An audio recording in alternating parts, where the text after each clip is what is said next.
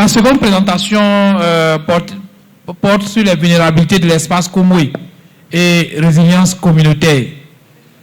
C'est le résultat d'une étude qui a été conduite par le professeur Akindes, qui n'est plus à présenter.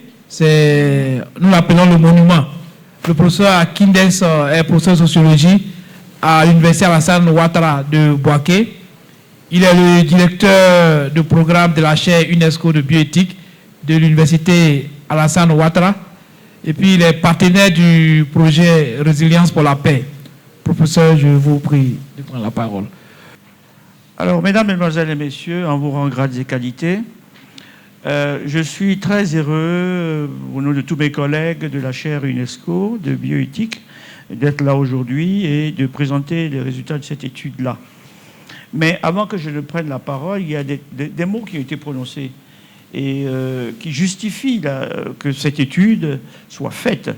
D'abord, quelqu'un disait, il n'y a pas de développement sans sécurité. Voilà, ce qui se révèle être une idée très très forte aujourd'hui. La forme d'insécurité que nous connaissons aujourd'hui, elle est nouvelle.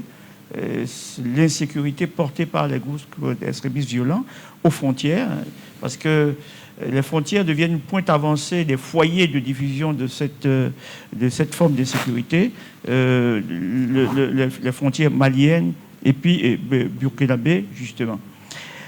Alors, j'ai été rassuré également par le discours du docteur Boadi, quand il dit, il présente la stratégie de lutte contre les menaces.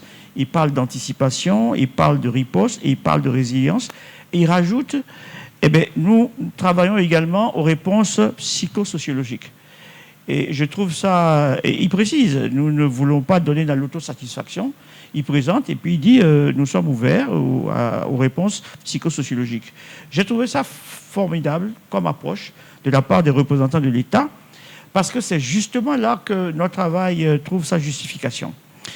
Nous travaillons à l'anticipation parce que, mon collègue Samb l'a dit, le tout sécuritaire n'a jamais eu raison du terrorisme. Le terrorisme puise toujours dans un terreau, sur un terreau local. Le terroriste va toujours chercher des éléments pour se justifier, pour justifier son intrusion dans le milieu. Alors donc, ce travail a été fait par une équipe de chercheurs que j'ai dirigée. Et ça a porté sur... donc, le plan de restitution, je vais vous donner quelques éléments de contexte, des éléments de justification de la recherche, des questions de recherche et l'objectif de la recherche, et sur quelles considérations théoriques nous nous sommes basés, les principaux résultats. Je ne vais pas m'appesantir sur les recommandations parce qu'elles sont assez longues. Je vais présenter les grands axes de ces recommandations. Alors, la perspective de l'étude était essentiellement sécuritaire. Il fallait regarder entre les interactions entre les populations, tout ce qui était porteur de tensions et de conflits potentiellement convertibles. On est dans la théorie de la conversion, c'est-à-dire qu'on convertit ce qui permet de se positionner comme justicier plutôt dans l'espace social. Et tout ce qui est... relève des relations entre les communautés riveraines et les aires protégées, d'autant plus qu'on dit la plupart du temps que les parcs intéressent beaucoup les mouvements djihadistes. Alors, on a travaillé tout autour du parc national de la Komwe. Vous voyez, donc toutes les communautés dont on parle, Tougbo, Teidi, ils sont tous autour du parc national de la Komwe, entourés de verre. Et autour du parc, il y a une zone de biodiversité également qui nous a intéressés parce que cette zone de biodiversité juste le parc et les dynamiques qu'on observe dans le parc se retrouvent également dans la zone de biodiversité. Alors, le postulat de base de l'étude, c'est quoi? C'est que les groupes d'extrémistes violents ont tendance à se saisir des vulnérabilités. Tout ce qui est manque, tout ce qui est tension latente, manifeste, tout ce qui est conflit dans les sociétés, qu'elles tentent de reconvertir en se positionnant comme les justiciers potentiels vis-à-vis de l'État, entre les communautés, surtout lorsqu'elles se rendent compte que les décisions sont plus au profit des chefs de communauté que des groupes particuliers, eh ben, c'est des terrains très intéressants pour eux. Donc, on a essayé de comprendre le fonctionnement, le mode opératoire, notamment dans des pays comme le Mali, le Burkina, pour voir comment ils peuvent entrer ici, quels sont les conflits, les tensions, les manques, toutes les vulnérabilités exploitables autour du parc national de la Comoé. Donc, la question de départ, c'est quelles sont les dynamiques sociales dans l'espace Comoé? Quels sont les usages mutants de ces ressources? Quelles sont les interactions humaines dans la périphérie, en lien ou non avec le parc, qui peuvent être des opportunités d'expansion pour les groupes extrémistes violents? Comme l'a dit le docteur Boedi, on est dans une dynamique d'anticipation. Voilà, d'anticipation. Alors, l'objectif de la recherche, c'est de comprendre toutes les vulnérabilités, toutes les fragilités potentiellement converties par les groupes extrémistes violents, en vue d'une plus grande implantation dans l'espace Comoé, tous les villages que vous voyez autour de la Comoé. Alors, ça nous a amené à regarder de très très près tout ce qui est relations sociales et politiques, tout ce qui est disparité et signes d'inégalité politiquement exploitables, tout ce qui est situation qui productrice de sentiments d'inégalité et d'injustice institutionnalisée, chaque fois remise en jeu. Tout ce qui est changement dans la façon d'exploiter les ressources du parc, tout ce qui est grief et ressentiment contre l'État, tout ce qui est structure d'opportunités non économiques, par exemple la religion, tout ce qui peut être valeur portée par les mouvements migratoires et qui s'installerait dans cet espace Comoé. Et également les perceptions émiques. Les perceptions émiques, c'est la manière dont les gens conceptualisent eux-mêmes l'insécurité. Quelle est leur perception de l'insécurité? Et voilà, donc on a également regardé tout ça. Alors, 3 équipes de chercheurs ont travaillé dans 9 départements. Donc, on a pas mal travaillé sur la revue de la littérature autour du parc déjà, parce qu'on a des situations de référence. On tourne autour de ce parc depuis 1999. Donc, on a une mémoire des événements, on a un background là-dessus. Et on s'est intéressé beaucoup aux foyers de diffusion sous-régionaux, au Burkina, au Mali. Comment ça se passe là-bas? Parce qu'on sait, par exemple, que le Fonds de libération du Massina est la pointe vraiment avancée dans le Bunkani, par exemple. Et on connaît les filiations et comment ça fonctionne. Alors, quels sont les principaux résultats? D'abord, en termes d'analyse des clivages sociaux, des inégalités et de l'état de la gouvernance des ressources naturelles. D'abord, la terre et le contrôle des ressources qui y sont liés sont vraiment 2 facteurs autour desquels sont construits les clivages, qu'on soit dans le Bunkani, dans le Tchologo ou dans le Hambol. Ici, c'est l'espace Comoé, donc le Hambol n'est pas une zone d'intervention du projet R4P. Alors, dans le Bunkani, les enjeux fonciers se trouvent vraiment complexifiés par une querelle de leadership qui mine les relations entre Koulango et Lobi depuis les années 2000. C'est très long à expliquer.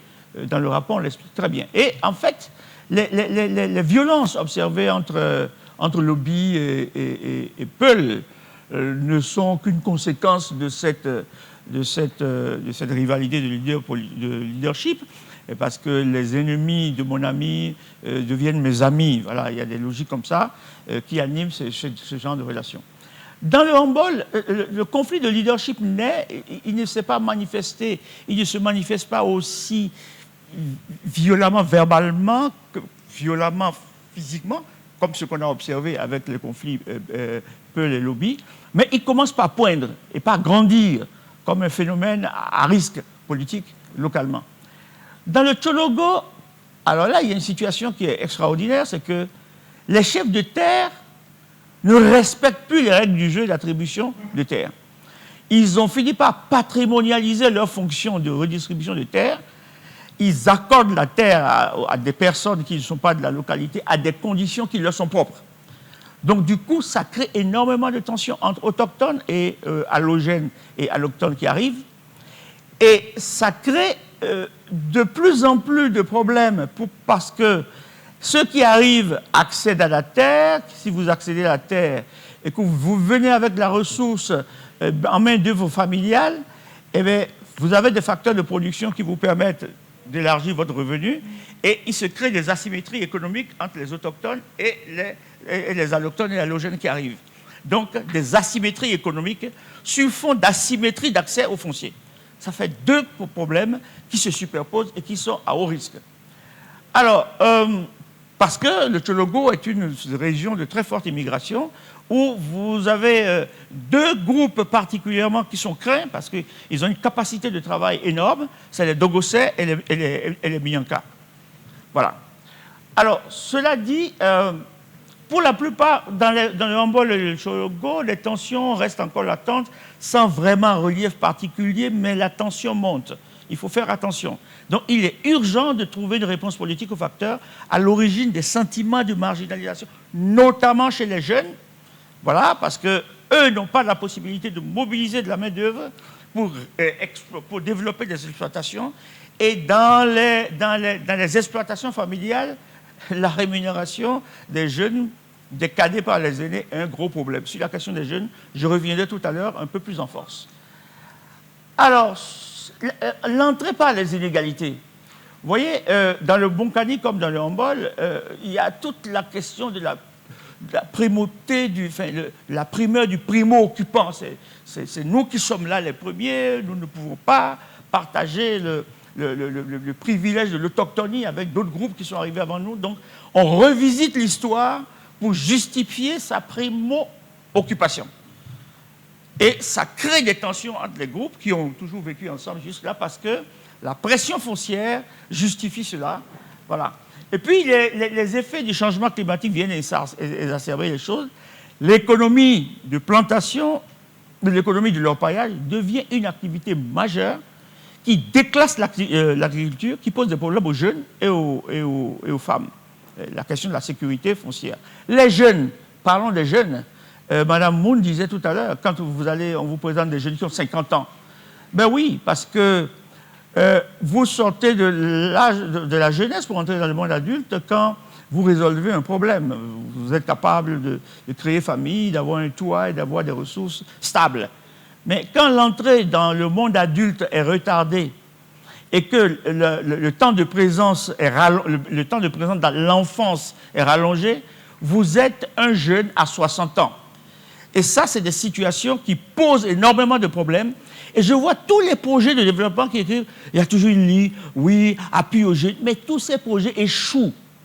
Apprenons à reconnaître un jour que ces projets, quand le taux d'adoption est généralement hyper faible, à peine de 20%, et quand le financement finit, le projet n'existe plus. Est-ce qu'on va continuer comme ça? Or, il y a une pression sociale qui est très forte. La question de la sécurisation du foncier chez les femmes, qui est un problème également majeur. Alors, les industries extractives s'intéressent à ces zones, mais se développent à côté de pauvres. Alors que le code minier ivoirien est très clair sur les ressources qui doivent être affectées au développement communautaire et qui ne le sont pas souvent. Et on le voit dans le Hambol. Les jeunes sont désargentés, démotivés, alors qu'il y a des ressources par là qui peuvent drainer pour s'organiser économiquement. Alors, il est important de doper ces jeunes en matière de capacité de mobilisation de leurs ressources, notamment intellectuelles, pour négocier l'accès à ces ressources, négocier par exemple des activités qui peuvent être génératrices de revenus pour eux. Également pour les femmes. Et tous ceux qui travaillent en milieu rural, je discutais tout à l'heure avec quelqu'un de l'ANADER qui me le confirmait, on a d'énormes problèmes avec ces organisations.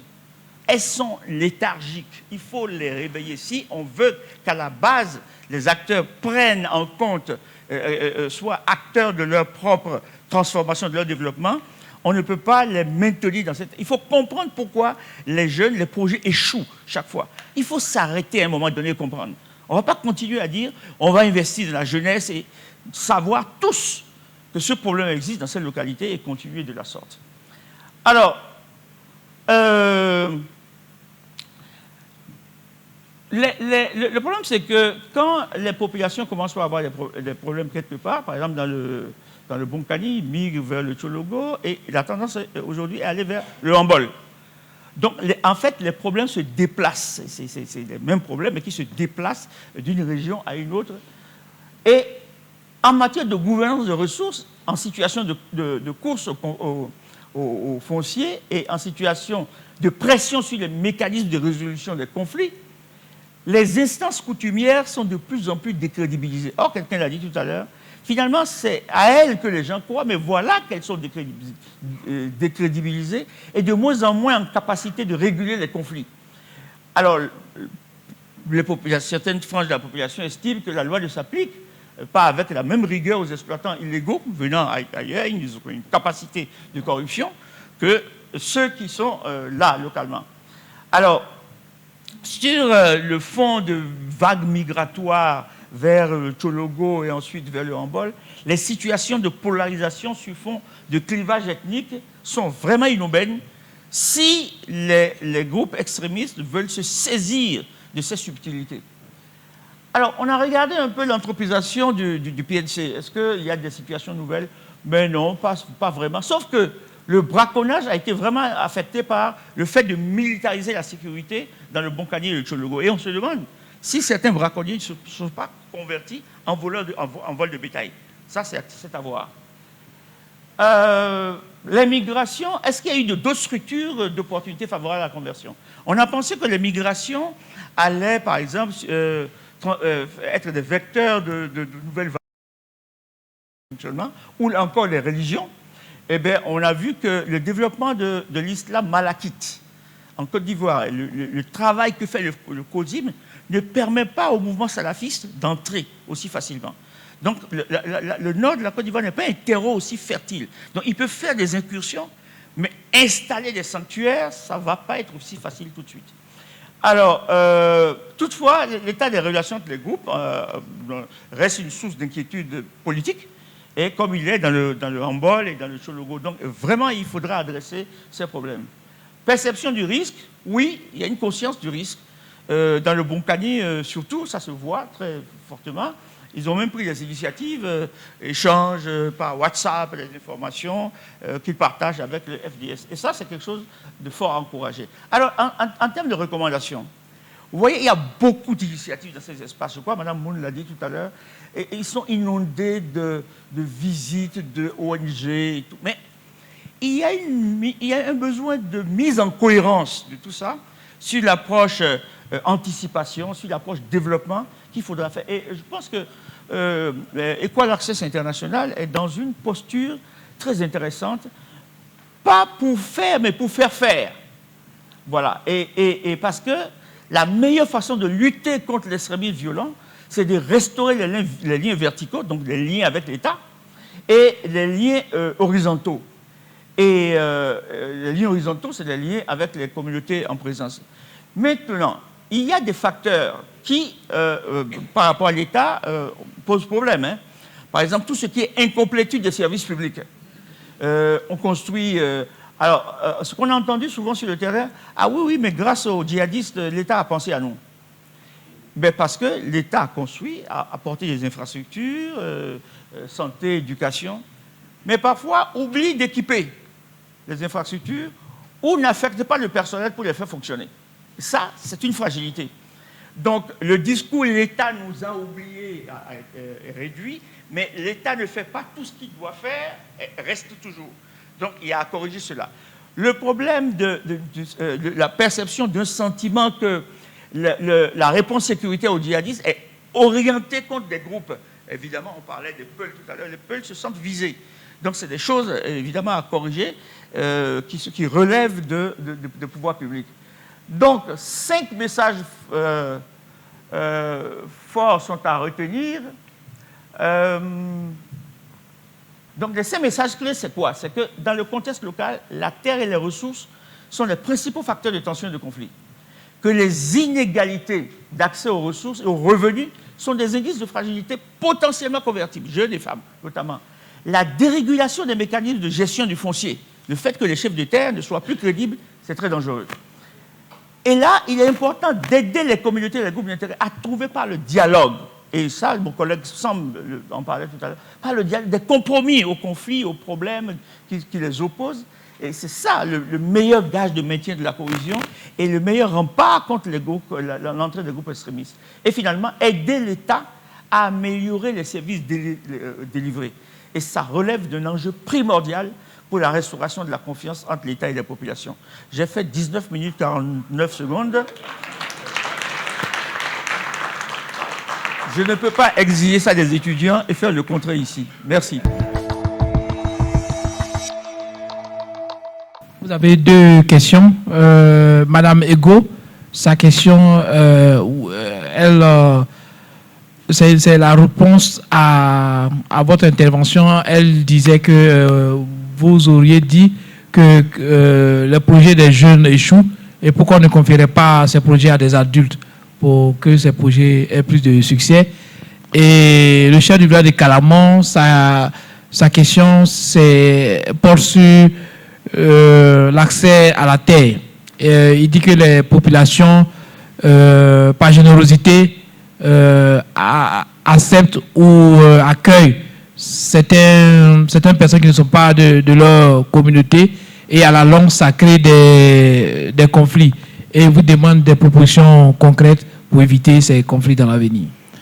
Bien. Deux intéressantes questions. Alors, et si les vieux étaient les problèmes des jeunes? Vous voyez, nos sociétés sont de plus en plus complexes, elles se monétarisent, les enjeux sont compliqués. Comment pouvez-vous imaginer que dans les contextes africains, des chefs de terre, voilà, dont le mode de désignation est souvent connu dans les communautés, deviennent la source des problèmes? Donc, je pense que c'est un problème majeur. Il ne faut pas jouer avec ça. Les recommandations qu'on a faites à École Access après cette étude, c'est de remobiliser les acteurs locaux et même l'État sur cette grave crise. C'est une crise qu'il ne faut pas attendre que ça commence par présenter ses externalités pour que nous constations que c'est la manière d'allouer les terres qui pose problème et tout. Non, il faut en débattre. Le docteur Bouidou, excusez-moi si je tombe sur votre nom, Boadi, parlait d'anticipation. Il faut anticiper sur ce plan. Donc, on fait une recommandation sur cette question. Et la question des jeunes, souvent on entend « Oui, non, mais ils s'intéressent à l'orpaillage. » Mais pourquoi ils s'intéressent à l'orpaillage? Pourquoi ils se détournent de l'agriculture? Prenons un jour le temps de nous poser les vraies questions. Voilà, ne surfons pas sur ça. Les projets surfent trop facilement sur ça. Oui, bon, on a une ligne là pour les jeunes, les activités génératrices de revenus, puis tout le monde surfe. Et nous savons tous qu'au bout de 2 ans, quand le projet va finir, ce projet n'existera plus. Mais on ne développe pas des projets pour maintenir les sociétés au même stade. Voilà. Donc, nous avons fortement recommandé à École Access International de s'arrêter sur la question jeune. C'est quoi la question jeune? Pourquoi on fait du surplace avec les jeunes? Et quels sont les jeunes qui finissent par adopter l'innovation? Et est-ce qu'on peut se servir du modèle qu'ils constituent? Vraiment des questions qui nous permettent d'avancer et puis de ne plus développer une espèce de culture cache-sexe sur la question jeune. Voilà. Les migrations, vous avez dit dans le Bonkani, c'est la générosité africaine. On a entendu ce discours dans d'autres parties de la Côte d'Ivoire, mais dans certaines parties, ce n'est pas la générosité, c'est le chef d'État qui a pris l'argent.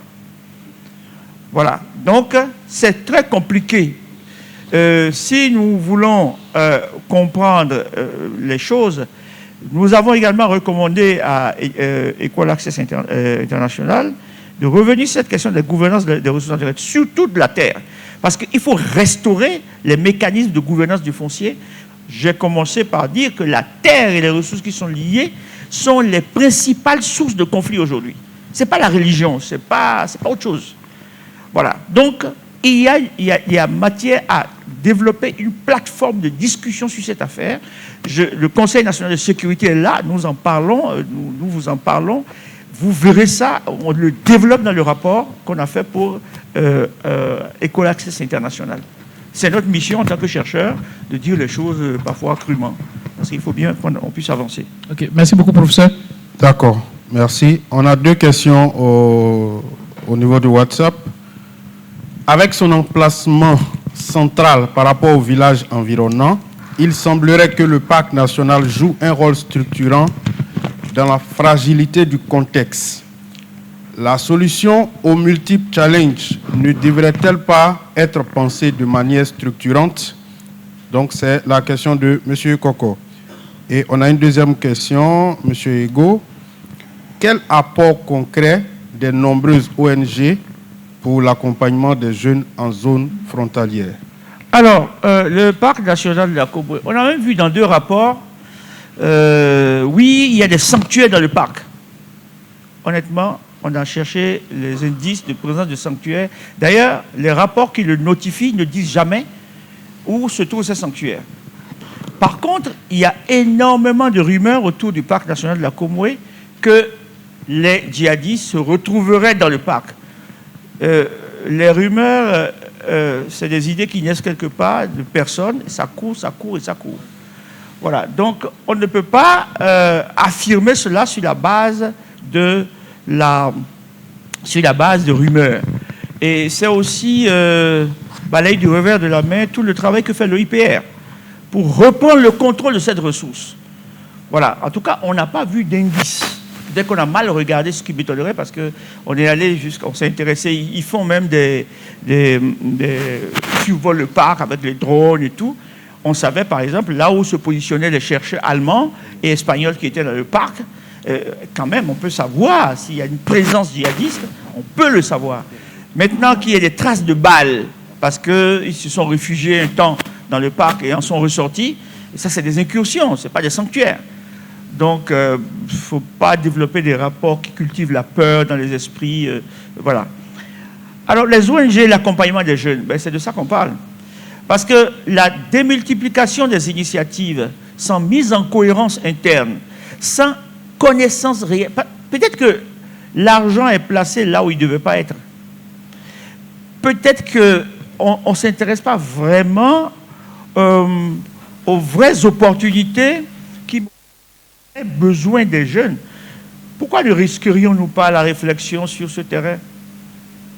N'ayons pas peur de réfléchir avant de nous engager dans d'autres projets qu'on sait qu'ils ne vont pas vivre après 2 ans, 3 ans. Et laisser ces jeunes dans un sentiment que les aînés se foutent d'eux. Parce que quand vous discutez avec les jeunes, c'est ce sentiment qui naît. Et en plus, on vient lutter contre leur paillage. Ben, qu'ils perçoivent comme le moyen de survie par excellence dans un environnement où l'agriculture ne leur réussit plus. Eh bien, on prépare de plus en plus un affrontement entre l'État et les jeunes. Parce qu'ils ont le sentiment que les forces de l'ordre sont des obstacles humains à l'organisation de leur survie. Et d'ailleurs, sur la question de l'orpaillage, on a développé une longue partie dans le rapport sur cette question, entre ce que dit en clair la loi sur le code minier et le développement, par exemple, communautaire. Et l'État, à un moment donné, devra vraiment changer son mindset par rapport à la question jeune et l'orpaillage. Voilà, ça, on pourra faire un autre développement assez long sur cette question. Okay. Merci beaucoup, professeur. On a une dernière question dans le chat de M. Bernard Bléou. Est-ce que l'objectif final des incursions des GEV dans le parc national de Comoé ne serait-il pas la sanctuarisation? Bon, je commence par la dernière. Hein. Qui dit sanctuarisation ne dit pas incursion. Sanctuarisation, c'est qu'ils se sont installés, il y a une vie sociale qui s'y mène. Les incursions, c'est des sorties, des entrées et des sorties. Donc, ce n'est pas la même chose. Donc, si on parle d'incursion, on peut comprendre. Mais sanctuarisation, comme l'écrit le rapport de Crisis Group International, en tout cas, on ne voit pas de signe de sanctuarisation. Alors, 27 familles installées dans la forêt, dans une forêt classée, du côté de Kimbiri, là. Je ne vais pas répondre à la place de l'État, mais j'attire votre attention sur le fait que l'État a déjà suffisamment de problèmes. Avec une forêt, par exemple, dans le parc national de la Comoré, il y a un village qu'on appelle Chambé. Voilà, qui est dans le parc, qui est censé être mis hors du parc, qui n'est pas encore parti depuis. Et les communautés riveraines qui ne sont pas hors du parc estiment que l'État fait du 2 poids 2 mesures. Parce que dès que vous laissez protéger une population donnée, eh bien, vous créez un sentiment d'injustice et vous aggravez le problème.